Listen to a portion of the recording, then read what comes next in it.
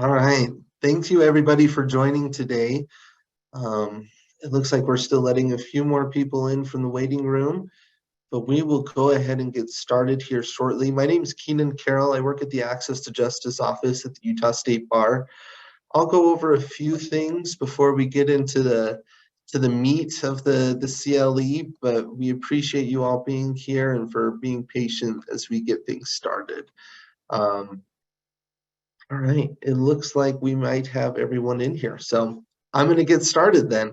So welcome to today's CLE. Today we're going to be going over some of the basics of citations and discussing misdemeanors today. And we have some great presenters. We're very thankful for their time and for sharing their expertise. We have Laurel Hanks from the Utah Court Self-Help Center.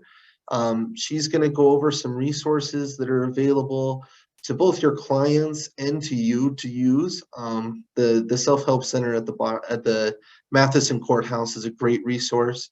Laurel has some great experience as well. She worked at the Utah Crime Victims Legal Clinic and for quite a while and did a lot of great work there.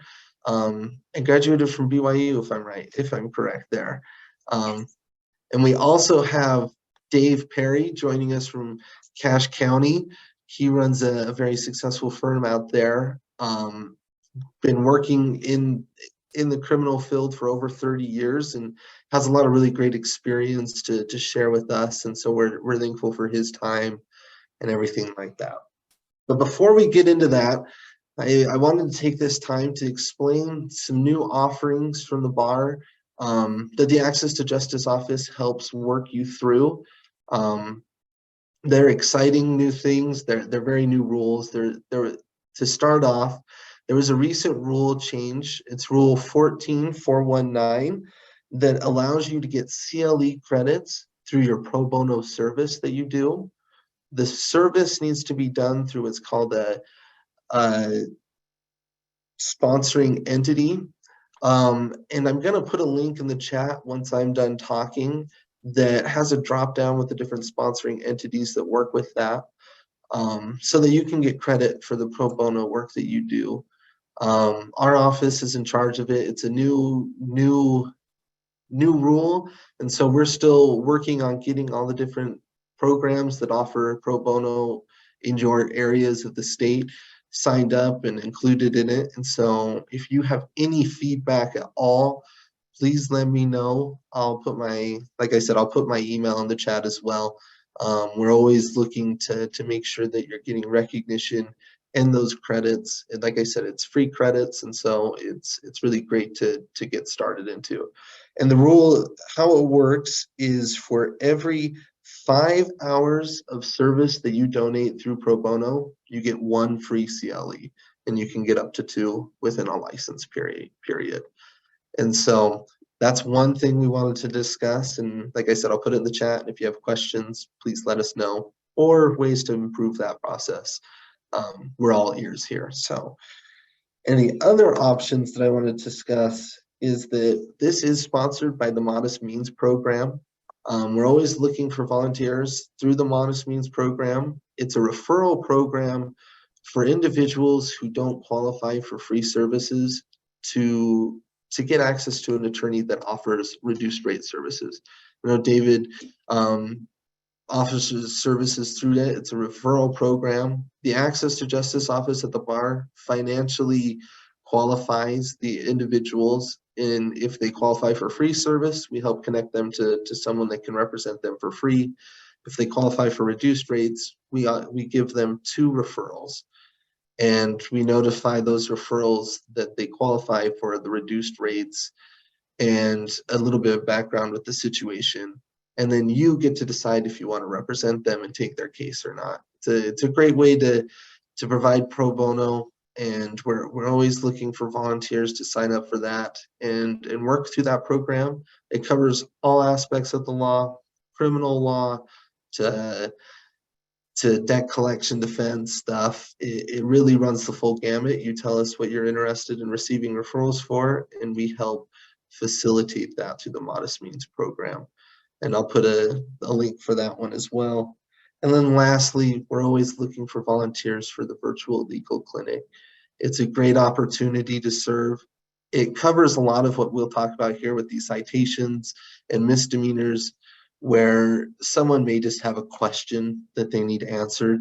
Through the virtual legal clinic, our office screens those opportunities as well. We get the basic information that a person is looking for answers on with their legal question, and then we help match them to an attorney that works within that specific area. So if you work criminal law only, we will only send you an individual looking for criminal advice. And all you're expected to do in those referrals is give them a 20 to 30-minute call over the phone. And you give them a little bit of advice, point them in the right direction to either go hire an attorney or go to the self-help center to get assistance there. And it's just a really good way to serve and give back to the community. But that's my spiel to start us off here. I am now going to turn the time over to Laurel, and she will be going over some information on citations for us. And if you have any questions throughout the presentation, go ahead and put them in the chat, and we'll try and address them as we go along. Again, thank you all for being here, and I will turn the time over to Laurel now. Okay, good afternoon, everyone. As Keenan explained, I worked at the Utah Crime Victims Legal Clinic for about 4.5 years and have now been at the Utah Court Self-Help Center for about a year. And there are a lot of really great resources on the court website. I'm going to share my screen and show you a lot of what's available there for clients that you're helping. So let me see. So this is the court website. Can you all see that? Is that okay? Okay. All right.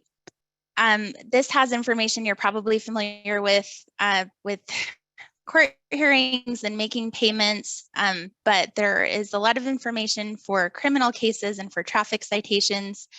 It's under the criminal justice tab. There's information there as under, general information for criminal penalties and for the court fine schedule. The part I would like to show you today is part of it is under traffic offenses and options that are available to people, whether or not they have attorneys, just so that you're aware of it. Part of this goes over fines. Let's see, I realize I'm a hand talker, even if you can't see my hands over the screen. But with the citations, so people can look up what's available to them if they've received a traffic citation, and how those are classified on the court docket, what the fines are, and if they want to dispute the traffic citation, that they wouldn't pay their fee, that they would enter a plea of not guilty, that after a justice court case that they can appeal it to the district court, that they have 28 days to file a notice of appeal to the district court, and then the court pages talk about the point system and how those are reported to the DMV and what people can do if they've lost their tickets, and then information on the drunk driving laws. Part of what I wanted to talk about as well, let's see.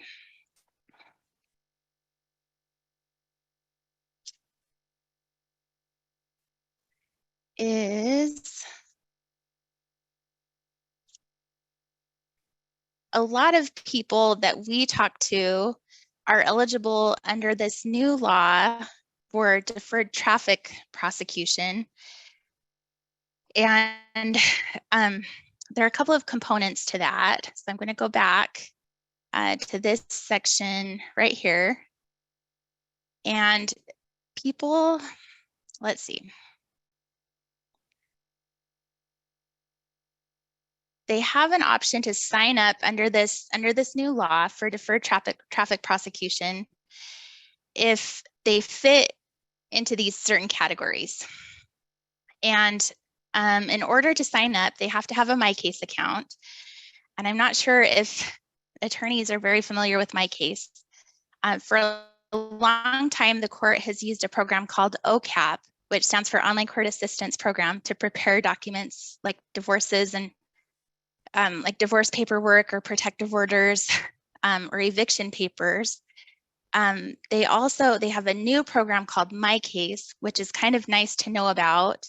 And it used to only be available for certain types of cases, but your clients can look at My Case and see all the documents that are filed in their cases for every type of case now. And I was going to show you what that looks like. So let's see.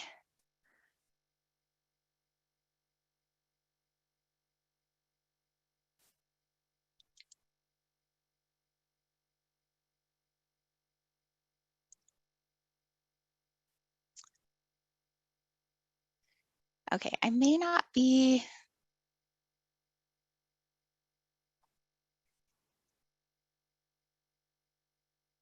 Let's see. There we go. Okay, this is what kind of a sample My Case account looks like. People can sign up with their driver's license number and with their case number, and they're able to access whatever type of case they have. So this would be kind of a sample drive DUI case. Your client might be able to see, the order that's filed, and they'd be able to download it. It's helpful for deferred prosecution cases because they can sign up for a My Case account, and then the way the new law works, if they're eligible, they're able to go through this program and essentially have their case go away in a year, but they have to be eligible. So if you are helping people, it's kind of a nice option. They have to,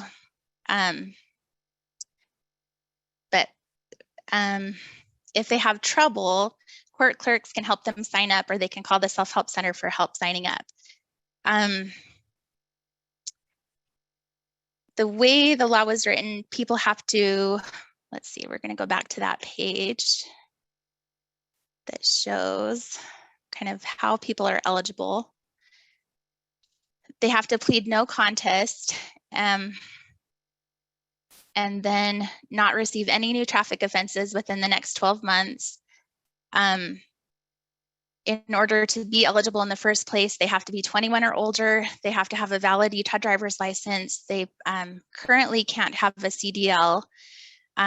They can't have had any traffic tickets in the last 24 months for a felony traffic conviction, or certain, you can read through these, and then as part of the traffic citation, they can't be charged with 2 or more moving traffic infractions in the same episode.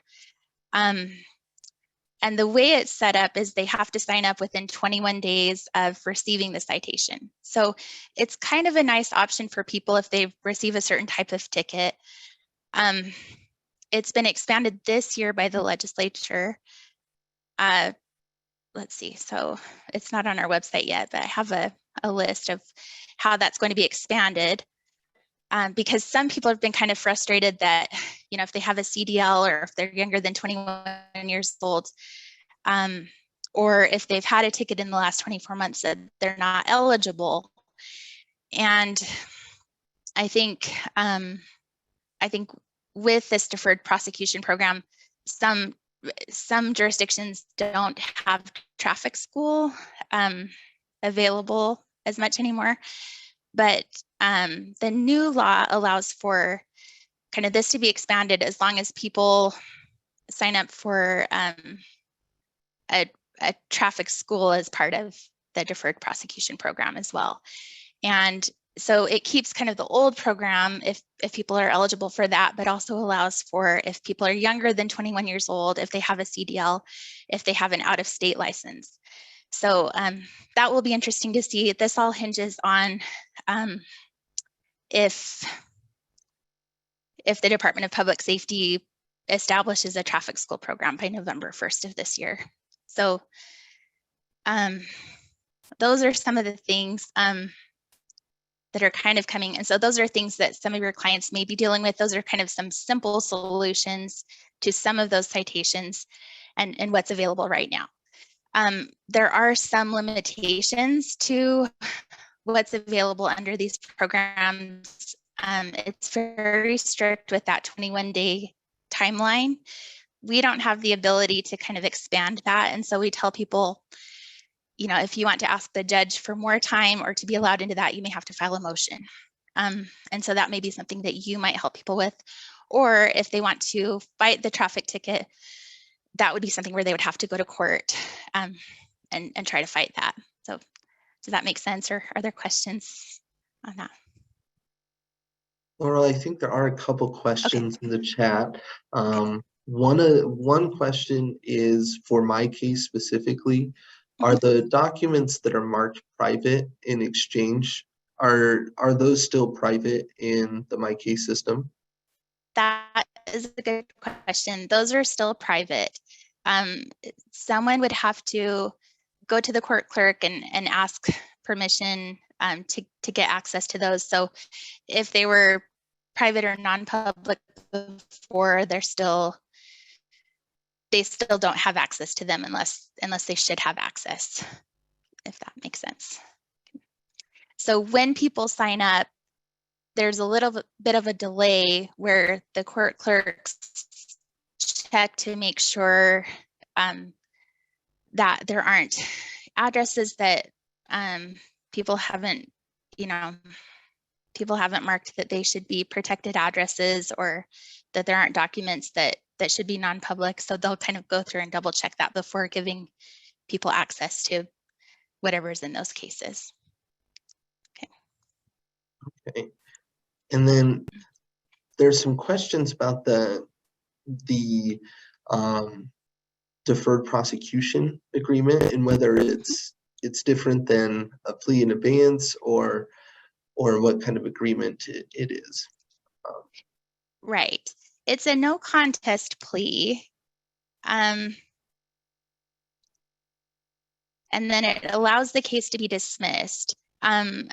So the way I understand it is if there is a new traffic offense, so within the next 12-month period, then that no contest plea, it's automatically entered as a conviction. So I think you all probably know more about criminal than I do. I'm trying to think how that, yeah, I think that's the way it enters, is as a no contest plea, if that makes sense. Okay. Any other questions? And we have another my case question. And is an attorney able to help someone sign up for My Case if they've retained them to represent them? So it may be difficult for an attorney to have them sign up. The nice thing about OCAP has been people could sign up for those cases and have all sorts of kind of dummy accounts, kind of. So you could create all sorts of documents that would help you see what the forms were like for guardianships. It's not the same with My Case. You have to have a case number, but the court clerks or the court self-help center can help people sign up, and they can sign up whether they have an attorney or not. So they should be able to go to the court's website to sign up. Sometimes it goes really smoothly just with the person's driver's license number. Sometimes there's a little bit of a hiccup and they have to email My Case. It's also a little bit confusing because Workforce Services has a program called My Case. So we have to clarify with people, this is the court's My Case program, but it allows them to see the documents in their cases. It also allows them to file with the court in certain types of cases. So right now it's eviction cases and debt collection cases. And it will also at some point soon take the place of OCAP. So it will have those interviews that allow people to create the documents they need. So I hope that helps. Okay. I think that's most of what I was going to say about kind of the deferred prosecution program. Again, as an attorney, you may decide, to see if your clients are eligible. It is a good program if people are interested. Those deadlines are not really flexible for us or IT. They kind of put in, on day 22, they're no longer eligible. If they got a ticket, they're no longer eligible. But they have the option to pay the fine. Again, on the court website, it explains how the point system works, and that if they don't receive another ticket, that those points go away after a certain amount of time, and that they have the option of disputing the citation or appealing it. One of the other things I wanted to go over that I thought might be helpful for this group is information on expungement. And unless there are other questions still about, should I go back to the chat? I think you can move forward with the expungement, and after you can go into the chat and respond if there's any. Great. Okay. So the last piece of kind of what we have available at the Self-Help Center and what might be helpful to you and to your clients is information on expungement. I thought it would be helpful for you all to know the court is working on automatically expunging cases that are eligible. I think the plan was to try to be done by earlier this year. Now the updated date is January of 2024. And after that date, IT will go back through and expunge cases that are eligible, and then go back through every month to recheck. And so that will be kind of nice. We do have all the forms that people might need for expunging records. We also have forms for like a 402 reduction. And it kind of explains the process. I was going to explain with expungements that there wasn't a fee until July of this year. There's now a fee again as you're helping people and through the Modest Means program. People can ask for a fee waiver, and that's on the court website. So they can go through and ask to waive the fees the way they can for other cases. But typically with expungements, they would go through, most of the people I talk to would start with a certificate of eligibility from BCI. And I believe they're working on requests that they received in February or March. So they have a little bit of a delay. So sometimes they explain to people that, they can start now and they can do the process of requesting it through the court, or they can wait and see if they want to do the automatic expungement. But they would do the forms once they've received the certificate of eligibility from the court. And then there are other forms. If there's a victim statement, we have forms that people can use to reply to those, and just everything like that. So I think that was most of what I wanted to go over. And I wanted to make sure to leave time for David and for questions, but okay, is there anything else real quick? I think if there is anything, you can always respond in the chat to them, and we have a little bit of time at the end for questions. So thank you, perfect. Laurel. Okay. We'll let Dave jump in here and start going as well. Thank you. Thanks.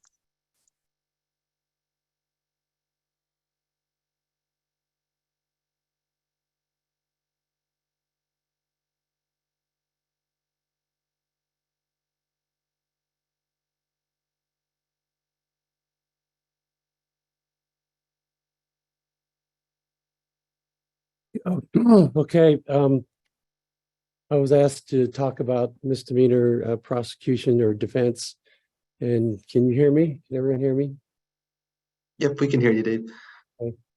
And so basically, what are the different types of misdemeanors in Utah?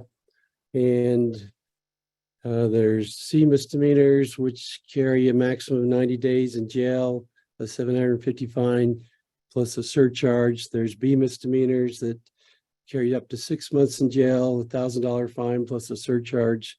And then Class A misdemeanors that can carry a year in jail, $2,500 fine plus a surcharge. And then there's infractions, which carries a maximum fine of $750, and there's no jail time on infractions. So when you initially meet with your client, you want to get to know the client and their case, be an active listener, kind of set the expectations of what they hope to accomplish, and then describe the process, talk specifics, talk about fees, answer their questions.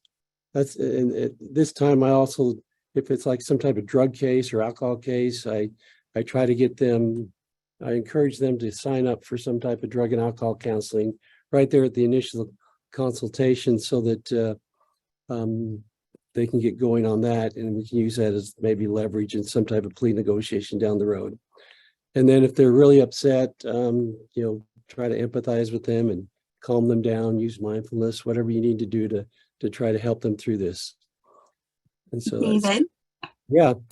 sorry to interrupt, but we cannot see your PowerPoint if you currently have it up. Oh, you cannot see it. Okay. So go back to the Zoom and hit share screen at the bottom of the Zoom screen.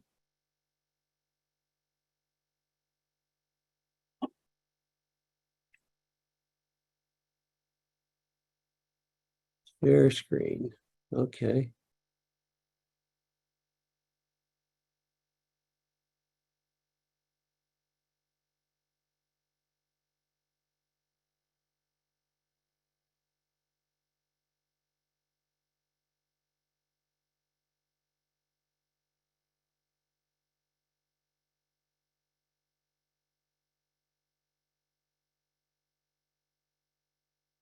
Can you see it now? Let's see, not yet. When you hit share screen, does it present you with several options? It says basic, desktop one, whiteboard. There's the PowerPoint misdemeanor. Perfect. So Click the PowerPoint one. Oh, there we go. It has started. okay. We're perfect. We're on the first screen. Thank you so much. Okay, thank you. It's not letting me advance. Okay, I got to click there. So I just went through the misdemeanors, the initial consultation, you meet with your client, and then obviously you need to enter an appearance of counsel, and then do a motion for discovery. And then under the new rules, there's once you file that motion for discovery, as of May of this year, May 3rd, the prosecution has 5 days to respond. And so I encourage people to get that motion filed so they can provide that discovery in a timely manner. And then we have like a pretrial conference. I always like to try to talk to the prosecutor if I can pin them down prior to the pretrial, so I can kind of get an idea of where they're at. I had a case. I don't know how they. I don't know if my advertising goes down to Emery County, but somehow I got an Emery County case. And the guy, first I said, "Hey, I'm kind of far from Emery County," but then I found out they did it all by WebEx. And so I took the case. It was initially a traffic stop, and then they found marijuana and paraphernalia in his car. And so I contacted the prosecutor ahead of time.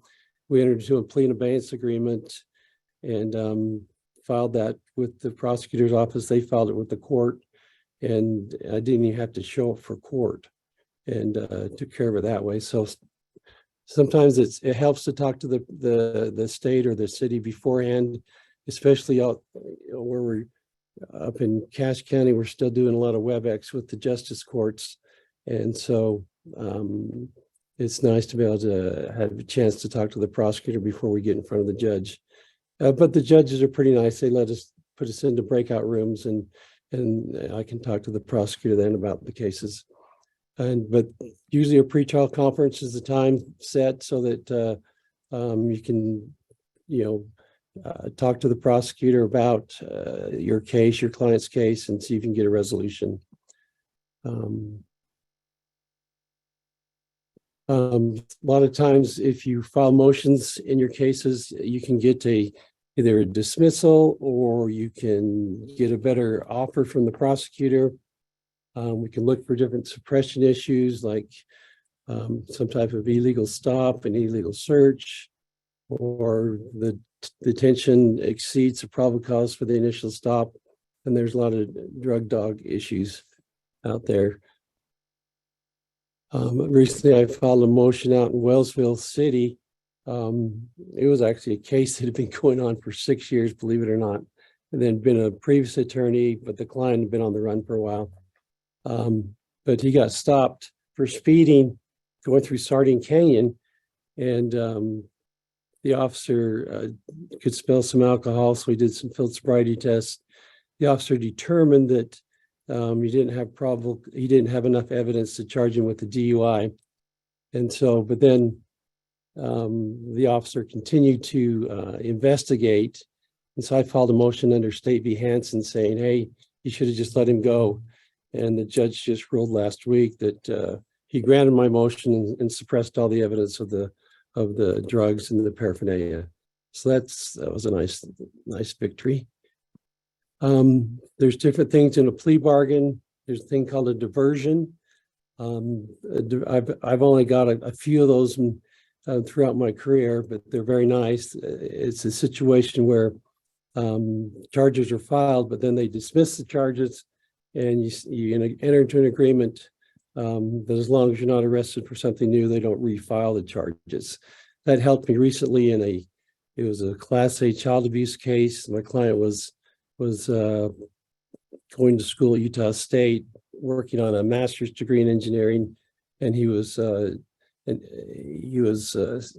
from China, and so he was here on a visa that some type of conviction, a Class A conviction for child abuse, probably would have revoked his visa. But I was able to get a diversion agreement recently, and he's able to continue his education here. With traffic cases, it looks like this new deferred program looks really good. A lot of justice courts offer traffic court where you can get some type of plea in abeyance and get your charge dismissed that way. Then there's a plea in abeyance. You enter a plea. They basically hold the abeyance over your head until you complete the terms of the agreement, pay the fine. I guess it's called a fee, and then as long as you're not arrested during the time of the plea in abeyance, at the end, you can file a motion to withdraw your plea and have the charge dismissed, and then you can work on expungement and expunge it quickly. A lot of times, prosecutors only give a plea in abeyance if it's their first time in trouble, but I've found that it doesn't hurt to ask. I had a client recently. He had prior criminal history, and we had about 3 pretrials, but we ended up getting a plea in abeyance. We had to plead all the charges, but hopefully he'll not be arrested for a year and the charges will get dismissed. Then there's 402 motions. I recently had a case where my client had embezzled a bunch of money from the university, and he made full restitution, and he did no jail. It was like $75,000, and I was able to get a 2-step reduction, so it went from a second-degree felony theft down to a Class A misdemeanor. He successfully completed his probation. So with the 2-step, you need, as you know, you need to have the prosecutor has to agree to the 2-step reduction. 1-step you can get on your own if you can convince the judge. And then a lot of times when there's like 3 or 4 charges and you're working a plea bargain, I always try to get the charges dismissed that don't affect a person's driver's license. And then also, for a while up in Cache, the prosecutor wouldn't make deals regarding sentencing. He's kind of changed on that. And a lot of times you can factor in like no jail or or a probationary sentence in your plea bargains. So there's the statute for plea in abeyance. It's under 77 2A1. And then there's the reduction statute. Sometimes you can file those prior to sentencing, but usually it's done after someone successfully completes probation. And then if you enter into some type of plea bargain, you can either plead no contest or enter a guilty plea, and then you'd be sentenced. In preparing for trial, I was asked just to put some things that I thought are important in trial preparation. Obviously, you want to make sure you have all the police reports and all the discovery witness statements. If you have time, interview all the witnesses, then get your subpoenas out. Don't rely upon the state if you want to have that witness. Make a determination if you want your client to invoke his Fifth Amendment right to remain silent or to testify. You want to look for ways to impeach the state's witnesses, look for inconsistent statements. And then I like to have, if I'm going to have a trial, I like to have a cheat sheet that lists all the different trial objections so that they're just right there next to me. And if I need to object to some evidence the state's trying to put in, I can cite the rule and make the objections. I like to write out questions if it's if it's going to be a lengthy trial. It's important to prepare a good opening statement, and you want to develop a theme. Like in the O.J. Simpson case, if it doesn't fit, you must acquit. And then as the trial's going on, I try to highlight certain things that I want to stay in my closing statements. And so I'm ready for closing arguments if the trial ends on a Thursday at 4:30 and they want to do closing arguments in, I'm ready to go. So just some suggestions for trial. And so, like I said, review your objection cheat sheet. And then recently there's a trial with let's see, it was I used to be respected, people took me at my word. Then I became a lawyer representing Amber Heard. Objection hearsay. Oh my God, I don't have a case. Objection hearsay. Now I'm ashamed to show my face. Well, I'm a famous movie star, your life is always fine. I sit down at my penthouse drinking mega pints of wine. Objection hearsay. I don't know why we ever wed. Objection hearsay. Who the hell poops in someone's bed? I object to everything. I may have an infection. Cause I say I object. The judge says that was your own question. Objection hearsay. Court isn't supposed to be this hard. Objection hearsay. How did I ever pass the bar? Just one final question, sir, and this one has been prepped. What is your name? My name is Johnny Depp. Objection hearsay. How can you prove that that's your name? Objection hearsay. Looks like we win and you are lame. Objection hearsay. Objection hearsay.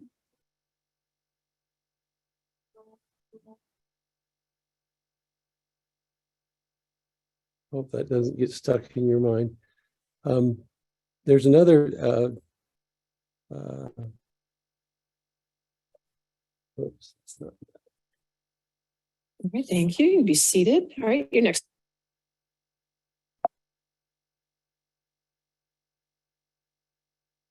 Maybe I can get out of that.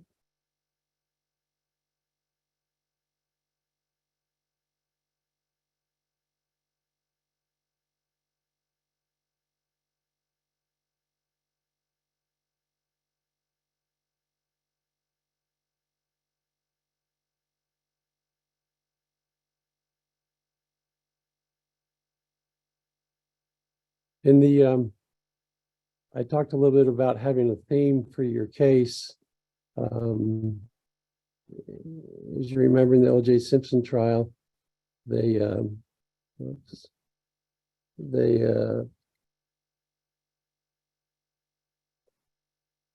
had a really good theme on that case. I used to be respected, people took me at my word. And in the O.J. Simpson case, they everyone knows what the theme he had was basically, if it doesn't fit, you must acquit. And so at the outset,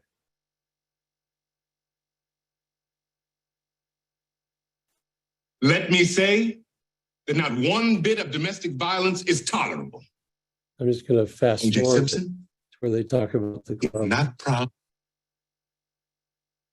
the people. Is it any wonder in the defining moment in this trial when they asked O.J. Simpson to try on the glove and the glove didn't fit? It didn't fit because it wasn't his. If you don't stop this cover up, who will? Send them a message. Let them know that your verdict will travel far outside these walls.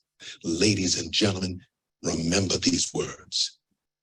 If it doesn't fit, you must acquit. If it doesn't fit, you must acquit. If it doesn't fit, you must acquit.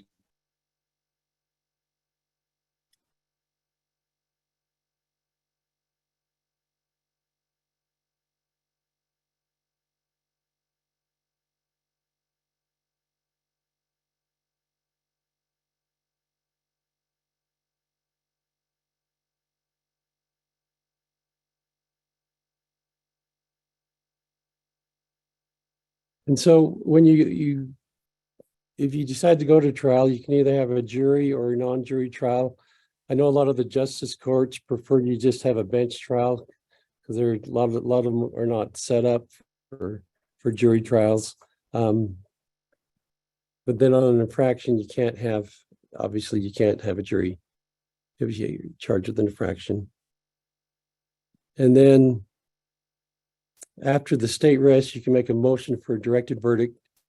And you should always do that even though it's probably not going to get granted. I did have one case though, where I did make a motion for a directed verdict. The person was charged with burglary from a retirement home. He'd taken some stuff out of this retirement home. And the judge granted the motion for the directed verdict. But the sad thing, so the case got dismissed. The sad thing, the guy was on parole and ended up doing a couple of years in prison for the parole violation. So some recent cases, they asked me to maybe talk about some recent cases. Last night I had a failure to yield, and I don't know that, Laura, would that fall under the deferred traffic prosecution? They offered a no contest plea and they could hold it in abeyance.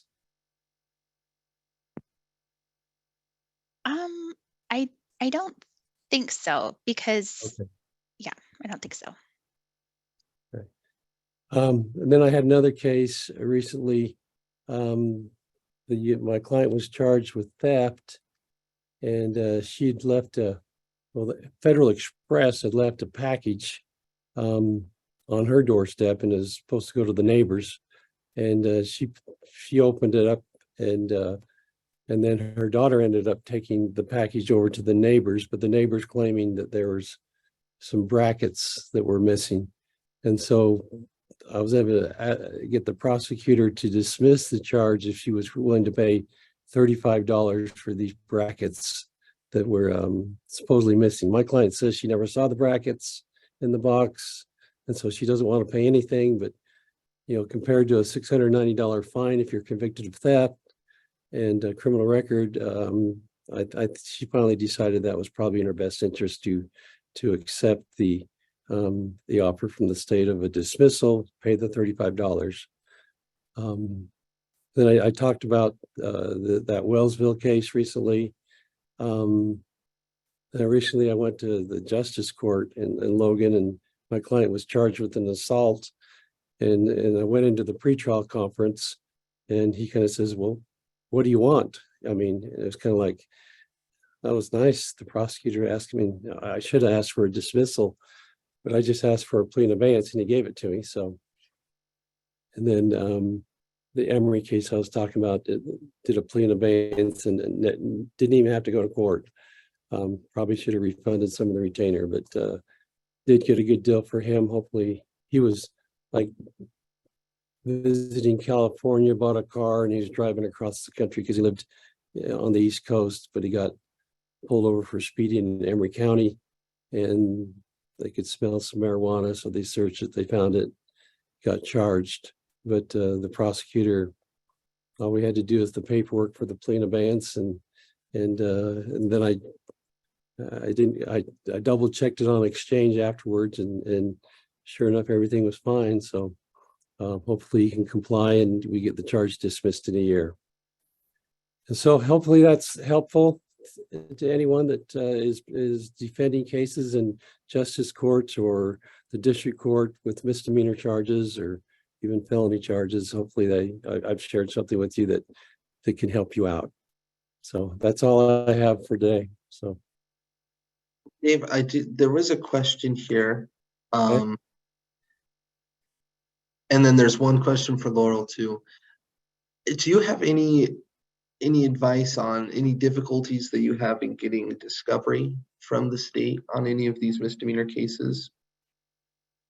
Yeah, it seems like they want to just send over, under the old rule, they just had a reasonable time to send it over.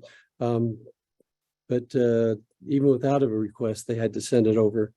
I mentioned that to the Justice Court in North Logan, and to the prosecutor and to his secretary, and they just kind of like, send your discovery request. We're just not going to provide it. So I do have a case right now that I'd like to get additional discovery on, but it's like I want to attack the search warrant because it says in there that my client did multiple buys from his house. Well, in the discovery that I have, it doesn't mention any multiple buys or any evidence, and so I'm considering filing a motion to compel because I'm going to attack the search warrant where they found, an ayahuasca lab there. But anyway, I want to attack the search warrant, but they haven't provided any discovery in support of their search warrant, and so I'm going to have to file a motion to compel, and that's the remedy. Usually they're pretty good to work with. The secretaries for the county attorney's office usually just provide stuff, but they seem like they provide whatever they have initially. And if I want more, then I just email them a letter saying, hey, looks like there's a video. The report says that there was one officer wearing a camera. Could you get that for me? And they usually get it to me pretty quick. And so it's usually, I don't have to file motions to compel, but it's just like, hey, I'd like to, I noticed there's some more discovery out there. Could you get it to me? So what's it's always interesting is if you're representing two defendants for the same charge, and in one packet of discovery, you get certain information, and the other defendant, you get different information. So it's like, why can't they provide all the same information to both defendants? And that's hopefully the state's always providing everything they have, or they're digging for it if I ask for it. So I appreciate that insight. And then Laurel, the other question, if you could just go over again what types of cases qualify for my case and which ones don't for the filing. Oh, right. Okay. So people can file within my case in eviction and debt collection cases. Otherwise, every type of case should be able to see their documents within my case.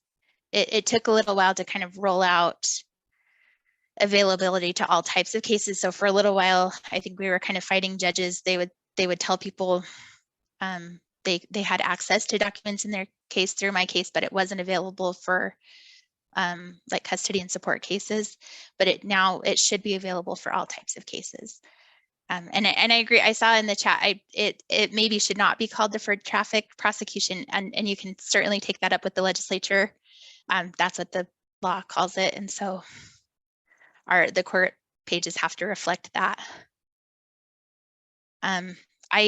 If we have a minute, I can show one more time kind of what it looks like on my case when people try to access documents that they're not supposed to have access to. I'm not sure if that's helpful, but Yeah, go ahead. okay. Okay. All right, let's see. So this is within the My Case program. So you can look at all of your cases. If it will open.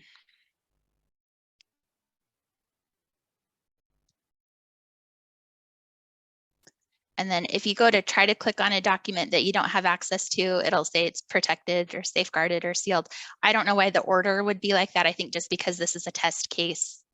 And then if someone is trying to sign up for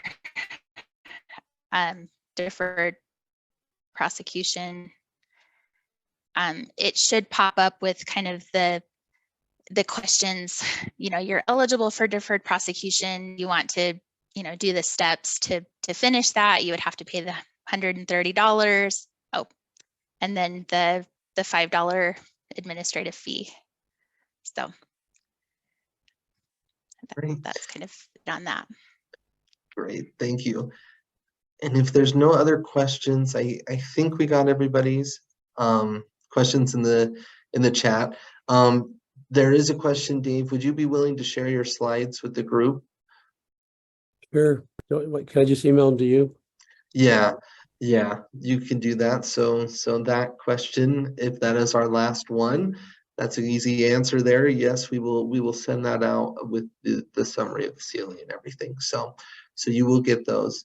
But if there are no other questions, we've reached that 50-minute mark, so we should be good for your CLE. We appreciate you all being here. Again, just a reminder for those of you who may be logged in a little bit late, there are opportunities for you to get CLE through pro bono now, currently through Rule 14419. It's a brand new rule, that's why I always mention it. And the Access to Justice office at the Utah State Bar helps with that process. So if you have any questions about that, please reach out to the Access to Justice office at the Utah State Bar. My email should be in the chat, so feel free to reach out. And again, thank you for coming. And we will end the CLE now, unless there's any other last minute questions.